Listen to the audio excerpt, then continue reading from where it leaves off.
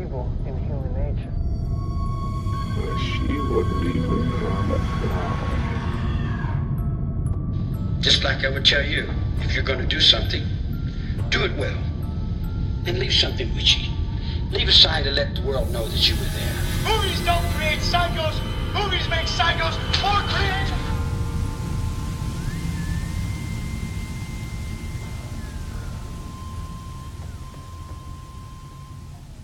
Alright.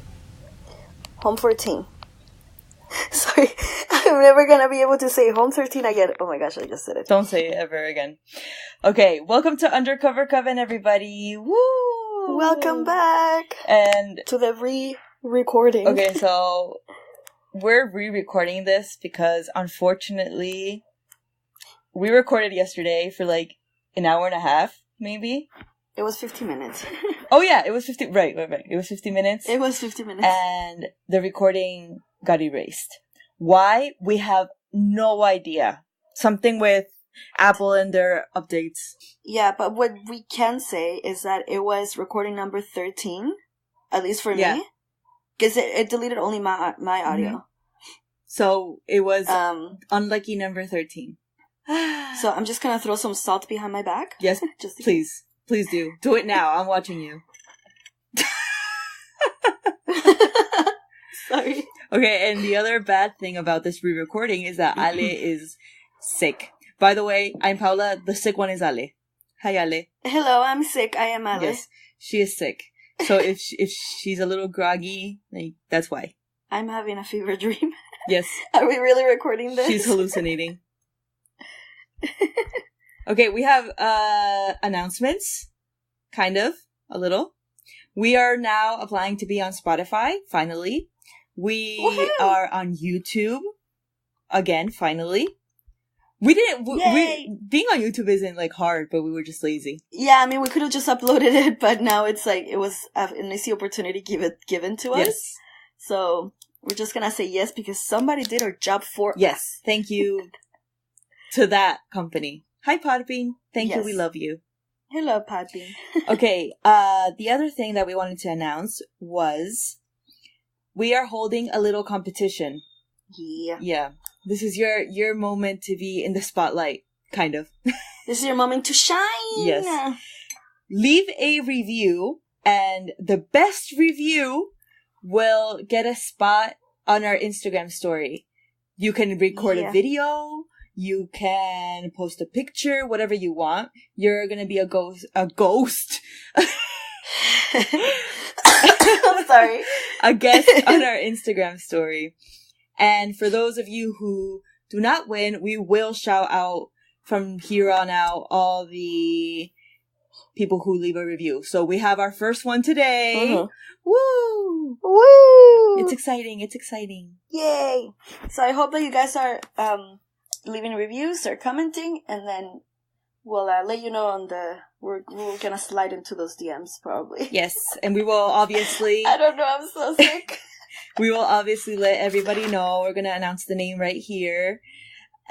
Maybe for the new year, Ale? Mm-hmm. When is it? When is it? January, not November. January. In like 2 weeks? No, but like the day. Wait, what? Oh, like the weekday? Yeah. I'm sorry. I don't know. I'm looking at my... I don't own a calendar. I do. Oh, look! It's on my phone. It was supposed to be a January 1st is on a Monday. Oh! Are we recording that? Are we recording for New Year's? Yeah. We can record early. Early. Yeah, I know. Yeah, okay. So we will announce it on the 31st. That's a Monday. So we can start off the new year really well. Yeah, exactly. Yay! Yay. Oh my gosh, it's Monday. That's cool. Yeah. Christmas is on Tuesday. I have therapy on Monday. Oh, okay. Okay, so yay! That's our announcement for today. Remember, guys, please leave a review. Leave a funny review. Leave whatever you want. We will be choosing the best one. You will get a spot on our Instagram story. And the ones who don't win, we will be shouting out. Mm-hmm. Today, we have a big topic again. We have a big one. I swear. I mean, we even added stuff that we didn't have before, so I guess it was for the best. Oh, yeah. And... Yeah. So it was for the best. And we're trying to look at it in the best way possible. Maybe this time it'll be, like, even better. Hopefully. Yeah. Yeah. I know. Okay, so... It's a big case, so I hope you guys like it. Today's subject was produced in Ali's head. In my head. Yes. There's a lot of dark things in there, so... Yeah, so this episode was her idea. It is about Bruce McArthur.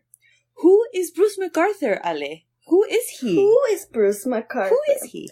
So, 17 of last year, 2017. So, it all started on September 2017. Let me just double check that. September 2017. Oh, wait. Officially... Parentheses. If you hear a dog barking, that's mine. I'm sorry. Yeah. Okay, go ahead. Okay. And then confirmed in January of 2018. So Bruce McArthur is actually Toronto's very latest serial killer. Woo! No, not woo, but woo. Okay. I mean, not woo, but you know.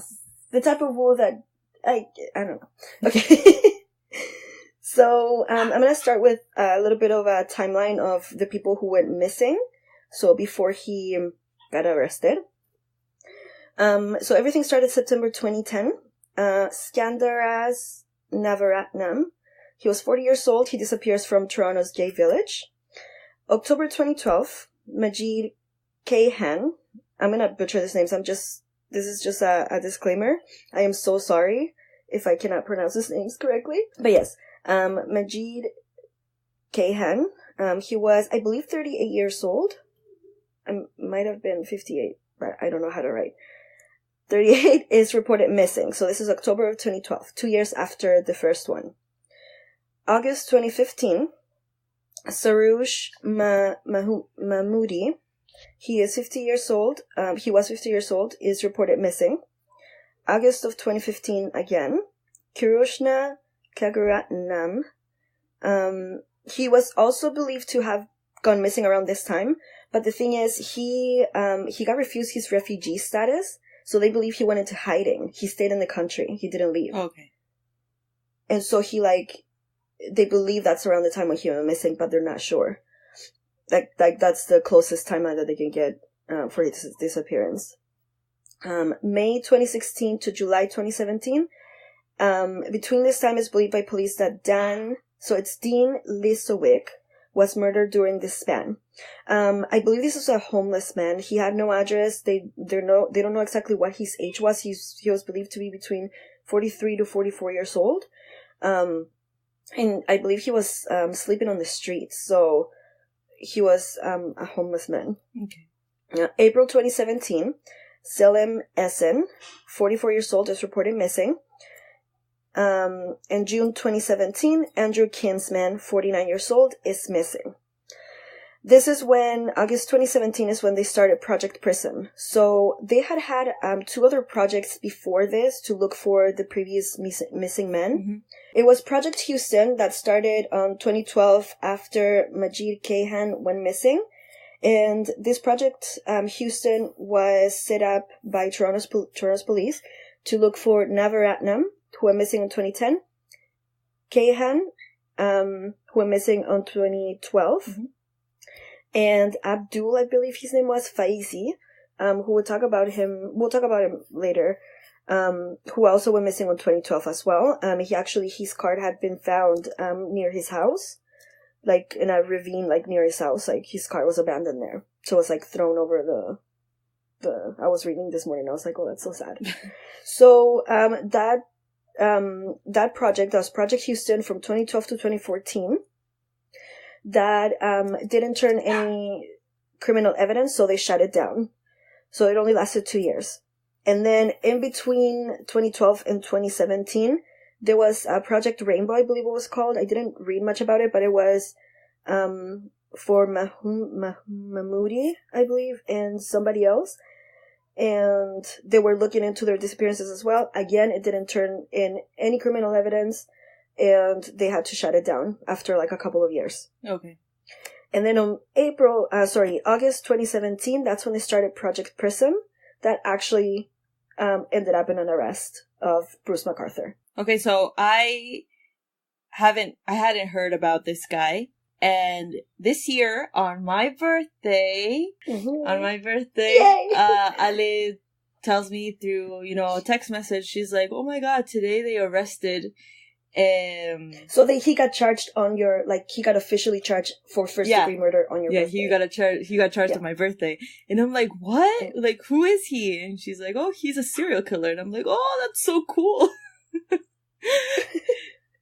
I know. Yeah. We have a really weird, dark sense of what's cool, but you know what you know what we mean. You out there understand. Yes. This Anybody who's listening to this, you know.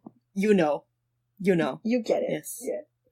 So, September 2017, after Project Prism was launched, this is when Bruce McArthur comes into the scene. They were already watching him, but he was officially identified as a person of interest on the disappearances. January of 2018 at the beginning, evidence is uncovered suggesting that Bruce McArthur was responsible for both disappearance of SN and Kingsman.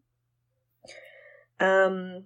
And then on January 2018, he's arrested with first-degree murder for both men and is believed to be responsible for other deaths as well. January 29th of 2018, that was Parla's birthday. Hi.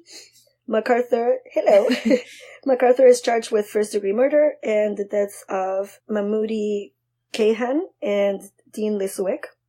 He's officially called an alleged serial killer. That's when, the police said, they did a press conference. I remember everything, because, I was following it, pretty closely, because I was like, this hasn't happened since Paul Bernard, and I was pretty little when the Paul Bernard happened. I don't know who Paul Bernard is. Yeah, so Paul Bernard was they call it Scarboroughs, that's an area here in the GTA, which is a greater Toronto area. So in the city of Toronto.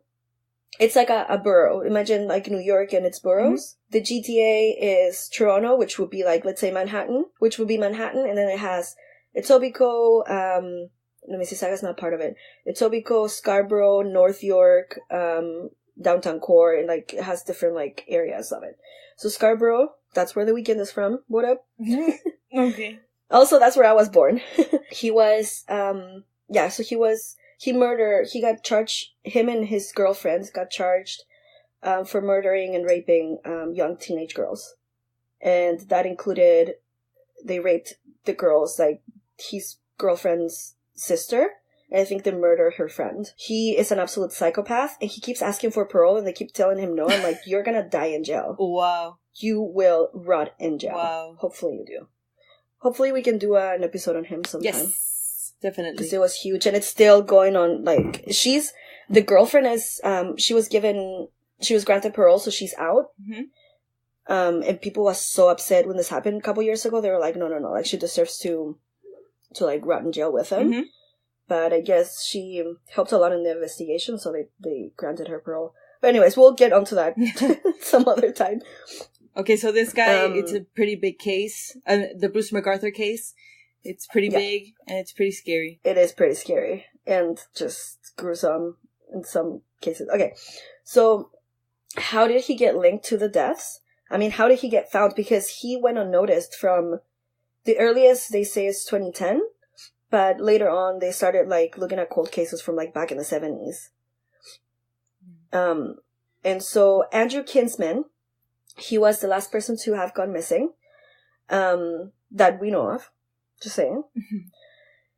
So the thing why he got caught on this one is because he went out of his pattern. So he had a pattern, which it was vulnerable guys. Vulnerable gay men, younger gay men, of Middle Eastern or South Asian descent. Yeah. And Andrew Kinsman was very, very different, because, so he was 49 years old. He was a very big part of the LGBTQ community here in Toronto. He was an activist for the community. He was a former bartender. He had a lot of friends, a lot of people knew him. So when he went missing, he actually went missing the day after of the Toronto's gay parade in Toronto. No, Toronto's gay parade in Toronto. So he went missing the day after, and people noticed, like, right away. Like, his friends noticed right away, people around, like, at work, everybody noticed. And so it became this, like, big thing, like, search party. And this is when everything started showing up in the news. And then they started linking Andrew Kinsman and Dean Liswick. Not Dean Liswick. What's his name? Essen. His last name is Essen. So Selim Essen, because the disappearances and like murders have been very similar.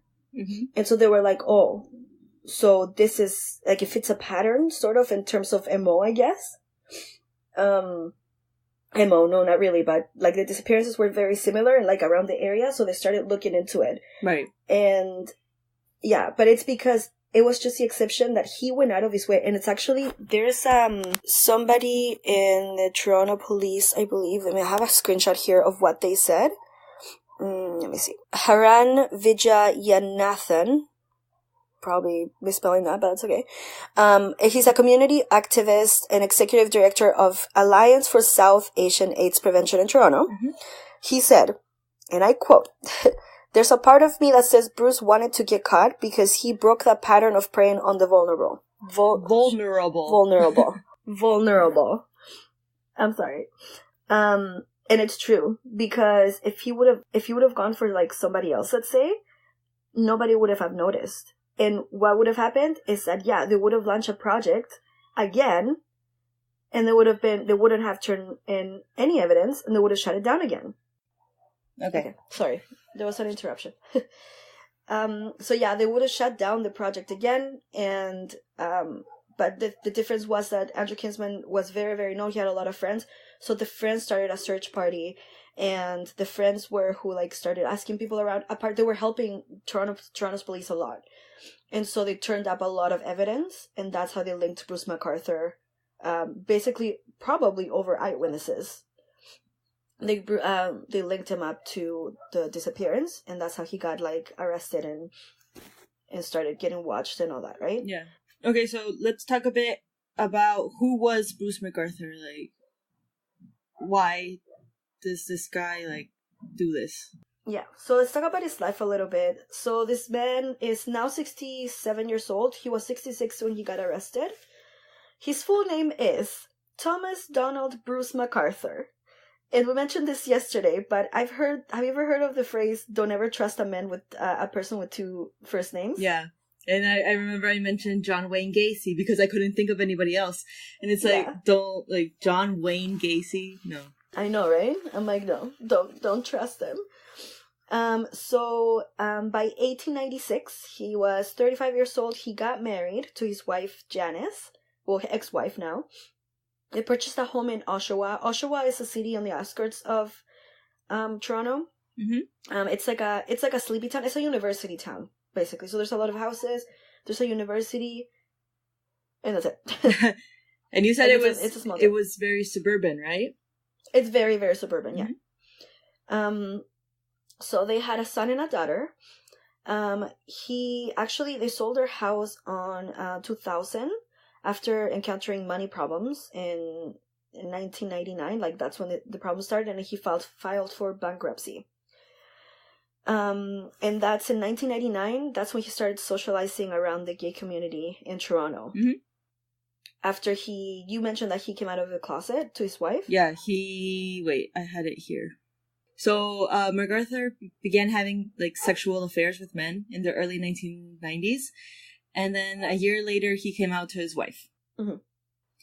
But they were still living together, yes, no? They were still living together. Then like I said, they came into financial difficulty, and then they declared bankruptcy. That was in the early 1990s. And then in 1997, they split up. And that's when, And that's when he moved to Toronto, I believe. Yeah, yeah, and he started participating in the gay community. Yeah. So this is when he actually met Skandarag, I believe, Navaratnam. So this is the first person that went missing on 2010, again, that we know of on the timeline. And they began actually a romantic relationship, and that lasted from 1999 to 2008. So that's a long time. Yes. On Halloween 2001, he actually hit a man with a metal pipe. And he got charged with battery and, like, assaulting, like, I guess, aggravation and all that. That was on Halloween, right? That was on Halloween. Mm-hmm. So what happened, I was reading, so this guy was, they called him a male hustler, right? So the guy admitted that he was, like, solicit men or whatever. Mm-hmm. But when he invited Bruce McArthur over, he didn't do it with probably Bruce McArthur thought of, this is an opportunity for me to have sex. But the guy just invited him over to show him because he was working on his Halloween costume. Oh, yeah. And he invited him over to, like, show him. Mm-hmm. And they still don't know what happened that made him, like, attack him. But now I'm thinking, because later on they say that he didn't act out of rage. He acted like it was planned out. So I wonder if he was, like, planning to kill him. Maybe. Right? It's very possible. And the other thing is that's weird that I remember reading from this is that McArthur turned himself in. Really? Yeah, and he pleaded guilty to the assault. Yeah, no, I did read that he did plead guilty. Yeah. So see, now, like, a part of me is saying he turned himself in because he couldn't kill him.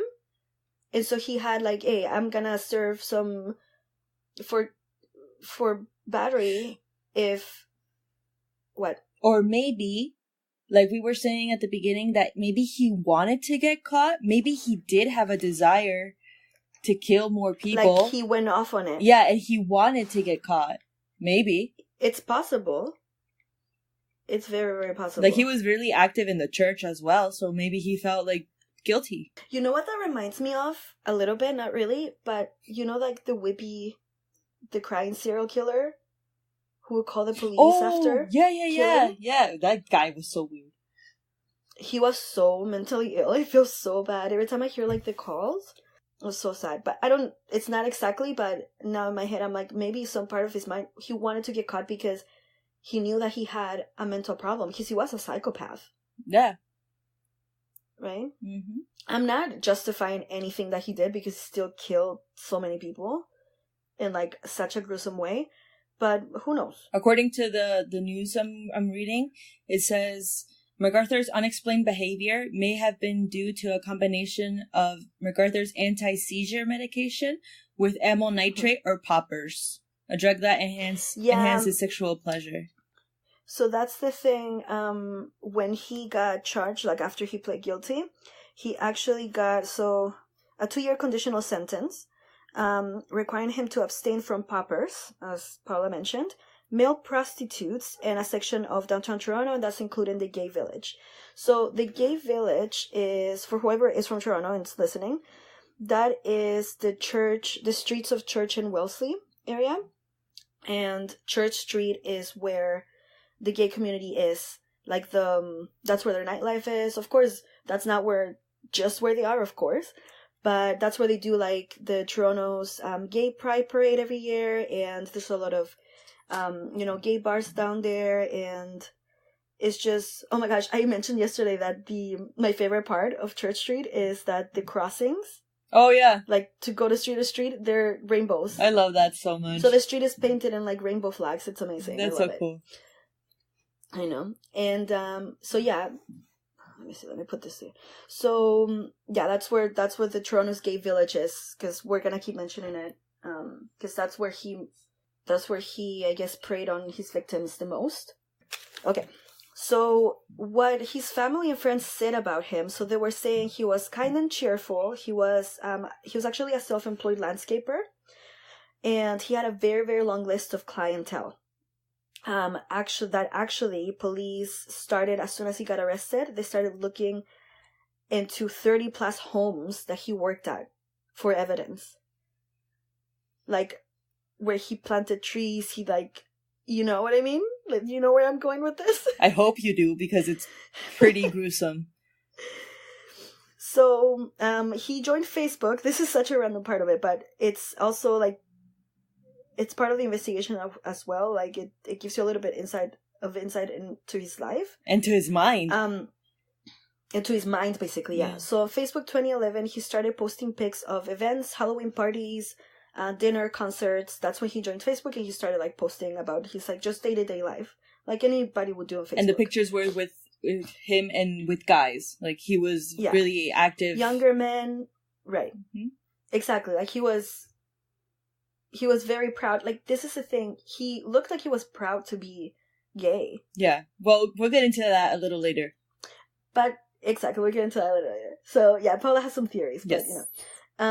But also, anybody who would meet him, they were like, he could, like, pass us straight. Which, it doesn't really mean anything, because when they kept saying that on the articles, and I was like, it doesn't really mean anything. Because if you're gay, it doesn't mean that you have to, like, act like the movies portray them. True. You don't have to be all, like, pink and, I don't know, like... flamboyant, you know what I mean? And, like, what's it called? Like, feminine. It's not a requirement to be gay. It could be anybody. It's not, no. You just love who you love, and that's who you are. That's it. Yeah. And so, yeah, so he was posting, so a lot of pictures with younger men who appear of Middle Eastern descent and South Asian descent in vacation pictures. And nightlife and all that. So he was a very huge part of the neighborhood. Like, he was a mall Santa at Agincourt Mall. Yes. That is in Scarborough. That was very creepy, because we were talking about that. He worked as a freelance landscaper, and he made really good money, because he would go landscape houses that were, like, big houses. He had good clients. So he basically was a Santa out of a hobby. Basically. Which is creepy. So, if any of you have ever gone to the Agincourt Mall. Yeah, Agincourt Mall, and had taken a picture with Santa, like, check your pictures. Maybe you're taking a picture with a serial killer. You know what? I was thinking just now. So, my family, I didn't grow up. I was born in Scarborough, and then I went back to Chile. Mm-hmm. But my little sister did grow up. My little sister was born in 2000, basically, 1999. Mm-hmm. And they lived in Scarborough until she was 5 years old. Oh my god. He got he started being a mall Santa after the battery incident, after the attack in 2003. Oh my god. Dude. So now I'm like, what the fuck? I'm gonna start looking at my family pictures. Yeah, like, maybe there's like, oh my god. I know. That's right? creepy. It's so creepy. Anyways, I'm gonna update you guys if I find anything at all. Yes. So, okay, where do we stop? So he was very, is it jovial? Like, he was very youthful? Youthful. I'm just gonna say youthful, because I can't pronounce the other word. He was kind of funny. I was gonna say it in Spanish. I was like, jovial. Why can't she say it? Jovial. And I'm like, that's Spanish. I'm just gonna say youthful. Yes, youthful. Yes. So he was very youthful. He was kind and funny. He was very active in social media and dating sites. Yeah. He was active on a lot of, gay fetish dating sites with a lot of BDSM in it. And he was looking for a submissive man. The numerous gay dating websites that he was on were Silver Daddies, Manjam, Grinder, Bear 411, Bear Forest, Scruff, Daddy Hunt, and Squirt, to name a few. Mm-hmm. Yes. Just a few. Just a few. So after, of course, Kingsman went missing, the police started watching him. And before his arrest on January 18th, he actually was being watched for like over 2 weeks. And we're talking about police was following his car around town. They were tracking his fob, like his building fob, his building key. They were able to get a log, so they would know when he would come in and out. Mm-hmm. They followed him around, like going to work to Mississauga. Mississauga's another city, like next to Toronto. Going to work and then around Toronto, like just going to do his grocery shopping. Like they were watching him. And on January 18th, 2018, mid-morning, Bruce McArthur entered his apartment building in Thorncliffe, which is one area of one of the boroughs, as I said, like I'm air quoting, but in Toronto. Is that in downtown area? No, that's Bay and... I don't freaking know. Sorry. I'm bad with directions, but anyways. So yeah, he entered his apartment building with a younger man. And actually, police had... instructions to arrest him if he was seen entering his apartment building alone with somebody else. So they went up to his apartment, they broke down the door, and inside they find this kid, basically this young man, already tied to the bed. Right? So February 8th, now we're jumping, on, of course, January 29th, that's when he's officially, charged in court, with first-degree murder. And February 8th, police investigated 30-plus homes where McArthur worked, as a landscaper, and police said they recovered remains of 6 people from planters at a house where he had, worked as a landscaper over the summer, I guess.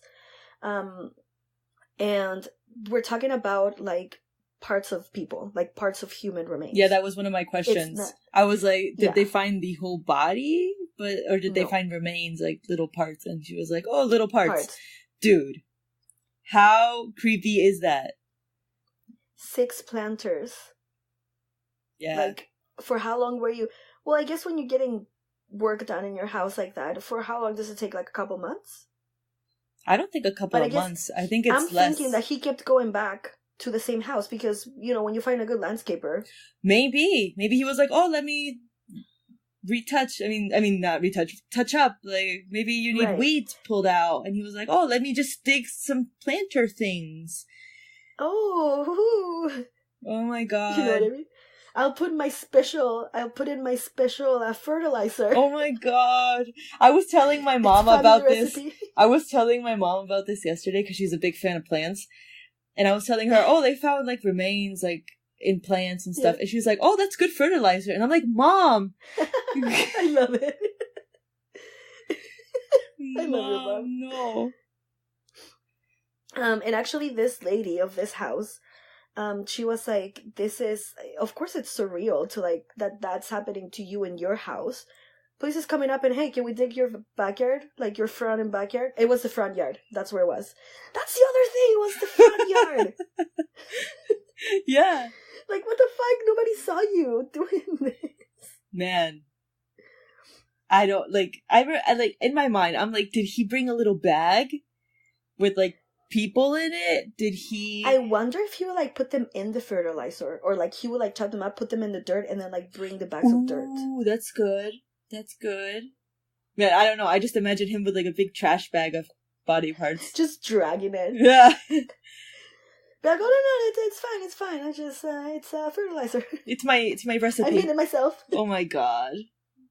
It's so bad. It's made of very organic material. Mm-hmm. Mm-hmm. Sorry, I'm gonna sip my tea. That sounded so bad. Okay. So they actually tried to dig the backyard as well in the same house. But because it was winter, the ground was frozen. Mm-hmm. So they didn't turn up much evidence. So they were saying that they were going to come back in the summer to look for, in the spring when everything's melted, to look for more evidence in the backyard. Because if they found 6 people... Can you imagine that conversation with police? Oh, just leave the backyard right there. Don't touch it. We'll be back to find more body parts. We'll be back. Just sit tight. Yes. Please stay in the house where people there's body parts outside. Ew. Let me stop for a second. Oh, I was doing so good. Okay. All right. So, they lay out the 6th charge of first-degree murder. So now it started with the 2 murders from Project Prism. Mm-hmm. And now they were able to lay out a 6th charge because they found 6 people in those planters. Holy shit. So sad. It's just so gruesome. How? Don't bring your hobbies to work. Leave your hobbies. Leave your hobbies at home. Not your hobbies. Your hobbies. Hobbies. Not hubbies. Your hobbies. But I guess Dexter would, so. True. I know. This is what it reminds me of. It literally reminds me of Dexter. I haven't seen Dexter. A little bit. So I'm sorry. Huh? I haven't seen Dexter. Yes, I know. I will. Don't worry. I will. You would, but they took it, sorry. I've seen Dexter so many times, like, from start to finish. It's just, like, one of those shows that I can never get bored of. And they took it down from Netflix, and I wept. Yeah. Like, I was so sad. Yeah. Anyways. So, in March of 2018, police was able to recover the remains of a seventh person, and police released, what's it called? Project Prism? Can I read? Oh, a picture. I'm like, what is a pie turn? I'm sorry, I don't know how to write. Okay. Police was able to find the remains of a seventh person, and they released actually a picture out to the public in hopes of people identifying him, because they couldn't figure out who he was. Mm-hmm. Right? In April 2018, Toronto police announced that they'll revisit more than a dozen cold cases dating all the way to 1975 with the numbers, and then plus the number of properties to be searched as well, which from 30 properties went up to 75 properties. 75 properties, mm-hmm. and cold cases back to 1970. Wow. Yep. And this is the thing, they were saying that in the 1970s, he would have been... So he was still closeted at this point, right? Right. Which it would make a bit of sense why, like, he would have gone more undercover in the 1970s to the 1990s. True. Because he wasn't out of the closet yet, so he wasn't a big part of the community. Like, he wasn't really out and about for people to see him. Mm-hmm. He was sneaking around if he was going in and out of Toronto at this point. And in the 1970s, he would have been in his early 20s, which police says that's usually when serial killers start their adventures, I guess. Oh, yeah. Right? So they searched more than 20 planters in various homes and across the city. In those planters, police discovered an 8th set of human remains. So it's an 8th person. I know. Yeah, it's, you know. You know, this is the second time. This is the second time I'm hearing these stories since we were re-recording. And it's still so... Oh my god. I know. I can't describe it. If I was that person at that house, I think I would... Fuck, I wouldn't stay. Like, what the fuck? No, man. I had fucking people in my planters. My trees are growing for how many months? How many years? My god. How many years? Because they found all of the people that I mentioned on the first timeline. Those were all the 8 people that they found on those planters. So it's from 2010 to 2017. 7 years of people in planters. Yep. Oh my god. And I actually made a note of on the timeline on their names. I was like, found in planter, found in planter, found in planter. Every single person that I mentioned on the first timeline that went missing, they were all found on those planters. Holy shit. And an 8th person. Holy shit. Yeah. It's just so... It's... okay. So... where to stop? So he is, at this point, October 8, 2018, he's facing 8 counts of first-degree murder in homicides allegedly to have happened between 2010 to 2017. All victims tied to Toronto's Church and Wellesley Avenue, which is the gay village. Mm-hmm. So they were all parts of that community. So November 30th, this is when of this year, so literally like a month ago, 3 weeks ago, this is when the preliminary hearing happened. So there was a preliminary hearing in October and then one in November. And these are to basically to determine if they go on preliminary hearing to like show evidence to say, do we go on trial or not? Mm-hmm. Or to jump, they say, no, we're going to go on trial right away because we have all the evidence. And that's what happened. So November 30th, preliminary hearing, a trial was set for January 2020, which is a year exactly from now. And so I was reading about this because I'm like, okay, so they have literally all of the evidence he hasn't, it's still said allegedly because he hasn't actually pled guilty to any of this. We're gonna see the trial how it goes. But the judges were like, I mean, the judge was like, no, we're gonna jump into trial right away. Like, we're not. And the reason why they, it's like a year from now, it's literally just scheduling conflicts. Oh. Because they couldn't do it any earlier. Which, I don't know how that works. Like, if a spot opens up, I don't know if they're able to, like, fit it in, like, 6 months earlier, let's say, instead of, like, waiting a year. Which, if that's the case, is something that could happen, I really hope that it happens. Because my theory was that they were buying time in order to investigate further and see if they could find more people, but apparently not. It's scheduling. But you know what? Yeah, but you know what? They still have a whole year. True. Right? They still have a whole year, and then the spring is coming up, the summer's coming up. They'll be able to dig up, because if they're tying him up to, like, stuff from back in the 70s, and I'm not exactly sure when he became a landscaper. I think he was already a landscaper, or in the 1990s. I don't know, but I don't know. It's just all the vacations that he would go on. Like, let's say if he was going to, like, Thailand or, like, places like that where if somebody goes missing, or, like, if a male prostitute goes missing, nobody would look into it. Nobody really cares. True. So how many more people has he killed? Yeah. Right? Like, the people that he killed, what it said in the description was that they were gay, gay men, but they were maybe, like, isolated from their families. Maybe they were closeted, like, to other people. So, yeah, maybe he killed more people, more men. Right. But nobody, like... It just went unnoticed. Yeah.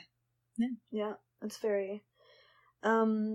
So, in the meantime, he remains detained in Toronto South Detention Center, and he's actually in segregation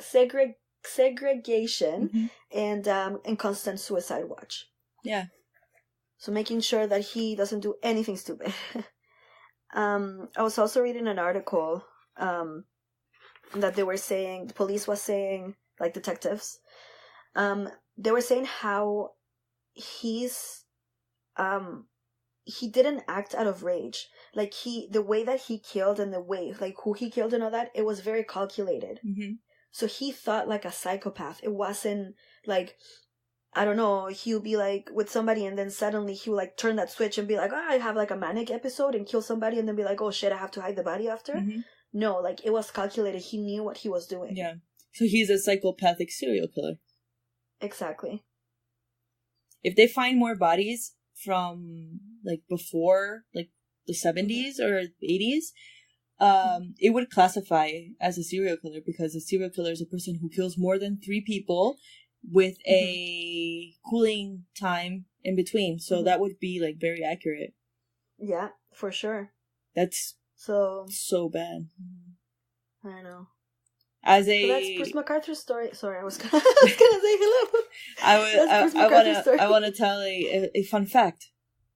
Ooh. Okay, so in 2014, Todd McArthur, who's Bruce McArthur's son, was sentenced to 14 months in jail for making multiple obscene phone calls. Okay? What? Yeah.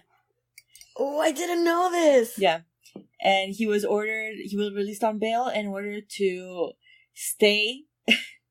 He was ordered to stay at his father's Toronto apartment, which was investigated inch by inch. Remember that? Yes, I forgot to mention that. So they actually investigated his apartment as well. That was one of the, like, properties, I guess, they investigated. They were dissecting that apartment, like, inch by inch. Ceilings, closets, drawers. Okay. Freaking toilet tanks. Yeah, that's what I wanted to get into. In the bathroom of Bruce McArthur's apartment, they found decorated in the bathroom with pictures of men with erections. What? Okay? It was, like, full-on wallpaper of men with erections. And Todd, McArthur's son, said that all the men that were on the wall, they knew them. Like, these Wait. weren't just random strangers on the internet. These were It was, like, people family they friends? knew. Family, friends, other people, you know. What the fuck? Yeah, and McArthur, like, he wasn't ashamed of it. He would just laugh. That is so random though, because it's fine if you like to look at those pictures in your phone, let's say, but a bathroom, it was with somebody, like, if you have over, it's gonna walk in. Yeah. So that is very random. And Bruce McArthur's son, Todd, wasn't accepting of the fact that his father was gay. So why would you do that, like, to your own son? Be like, oh, son, come over, but don't use the bathroom. It's full of erect penises. Erect penises? Yes. And Wow. I had asked Ale, like, did they give this guy a name?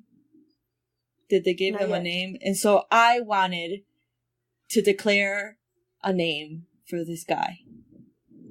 And I wanted to be the first one. So Paula, Leva, Andrea, Leva. Don't say my name. Oh, I'm so sorry. Okay. Anyway. Okay, I am going to declare him. I name him. I, Paula, name Bruce McArthur the planter perpetrator. Woo! Wow. Applause.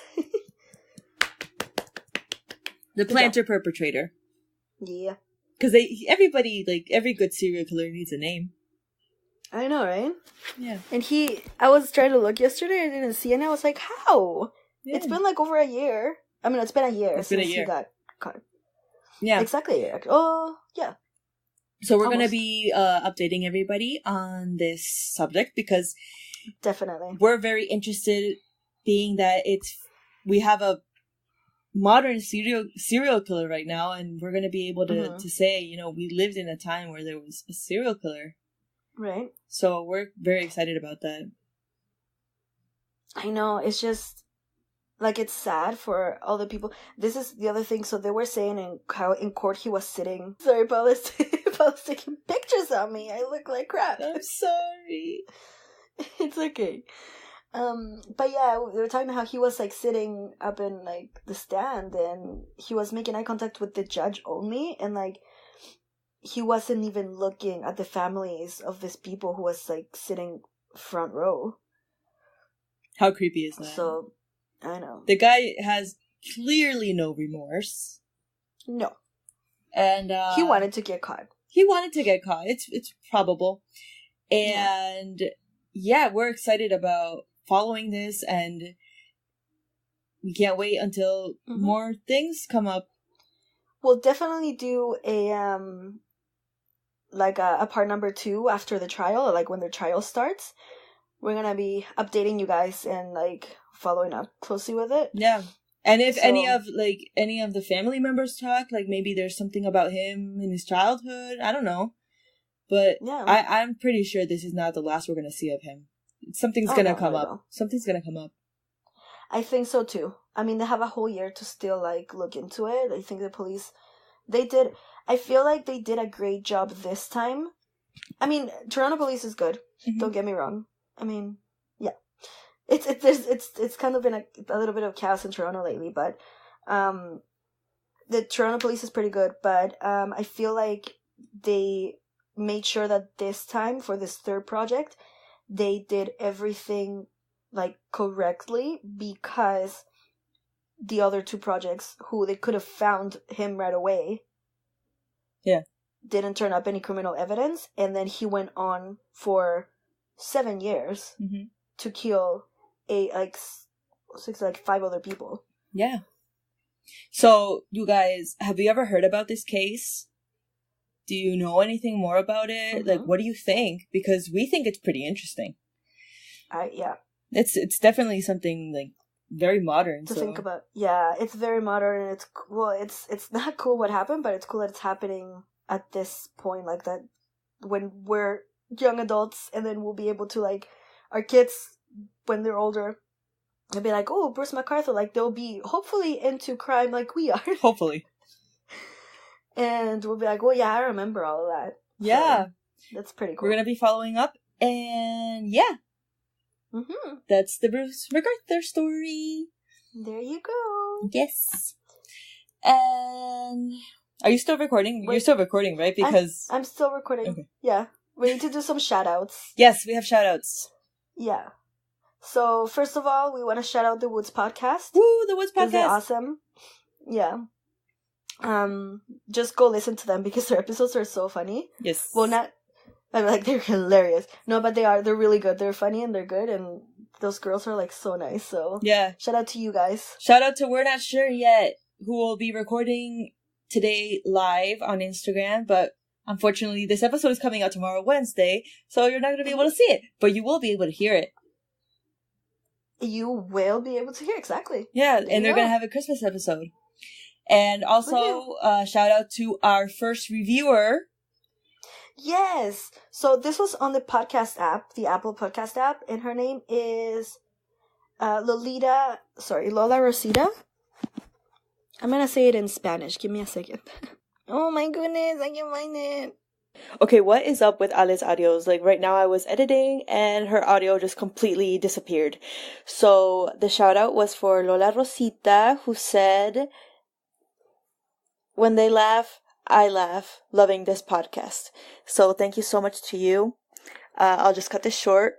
Follow us on Instagram and Twitter at Undercover Coven. And also, if you have any comments or suggestions, please email us at undercovercoven@gmail.com. Also, remember that we are now on YouTube. So yay, that's good. Yeah, guys, have a great week and a great Wednesday and a great everything. Bye, guys. Bye from me and Ale. Bye.